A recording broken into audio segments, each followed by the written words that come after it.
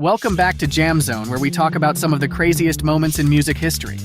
Today, we're diving into one of the biggest controversies ever, when John Lennon said the Beatles were more popular than Jesus. This one really stirred things up, with protests, record burnings, and a whole lot of people getting angry. Let's break down what happened. All right, let's go back to 1966. The Beatles were on top of the world, with millions of fans going wild for their music. In an interview with a British journalist named Maureen Cleave, John Lennon made a comment that would turn everything upside down. He said, "Christianity will go. It will vanish and shrink. We're more popular than Jesus now. I don't know which will go first, rock and roll or Christianity." Now, John wasn't trying to be disrespectful to religion. He was actually talking about how the Beatles had become so huge that people were more interested in them than in going to church or thinking about religion. It was more about the influence they had on young people at the time. But when his quote made it to the US a few months later, people misunderstood it completely.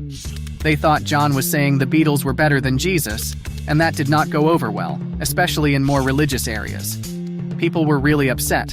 There were protests all over the place, especially in the southern United States.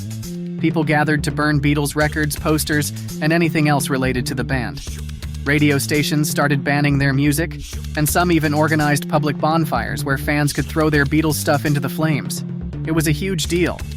Things got so bad that the Beatles had to address it during a press conference in Chicago.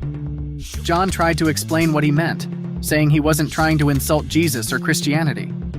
He said, "If I had said television is more popular than Jesus, I might have got away with it." But even with his explanation, the controversy didn't just go away. This whole mess had a big impact on the Beatles. They were already getting tired of all the craziness that came with being on tour, and this scandal just made things worse. Not long after, they decided to stop touring altogether and focus on making music in the studio. This led to some of their most famous albums, like Sgt. Pepper's Lonely Hearts Club Band. In the end, John's comment was misunderstood, but it showed just how powerful the Beatles had become. It also showed how quickly things could get out of hand when people took things the wrong way.